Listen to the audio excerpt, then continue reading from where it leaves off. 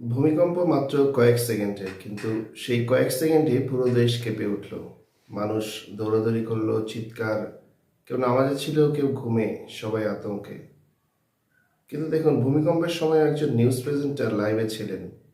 Studio কাঁপছে, camera কাঁপছে, তবু তিনি লাইভ ধরে রেখেছেন। তার সাহস, তার স্থিরতা, তার পেশাদারিত্ব, এগুলোকে সবাই প্রশংসা করছে। ঠিকই, তিনি ঠিক কাজটি করেছেন, প্রশংসার যোগ্য। কিন্তু আজকের ঘটনাটি আমাদের আরেকটি প্রশ্ন মনে করিয়ে দেয়। আমরা কি নামাজে দাঁড়ালে এমন স্থির থাকতে পারি?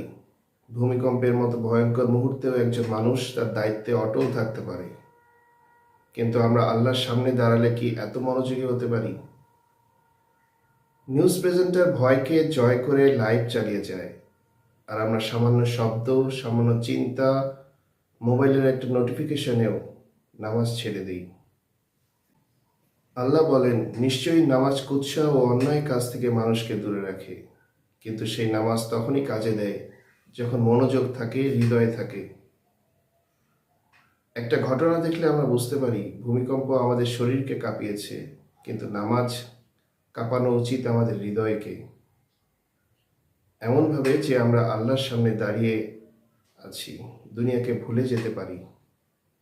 যে মানুষ তার দায়িত্বে স্থির থাকতে পারে এমন মুহূর্তেও, তাহলে আমরা কেন আল্লাহর হুকুমের সামনে স্থির থাকতে পারব না? যে লাইভ নিউজের সামনে আমরা মনোযোগ দিয়ে বসে থাকি, সে লাইভ নামাজে, যেখানে আযাবের ভয়, রহমতের আশা, জান্নাতের দাওয়াত, সব কিছু একসাথে, সেখানে কি আমরাও বেশি মনোযোগ হতে পারি না?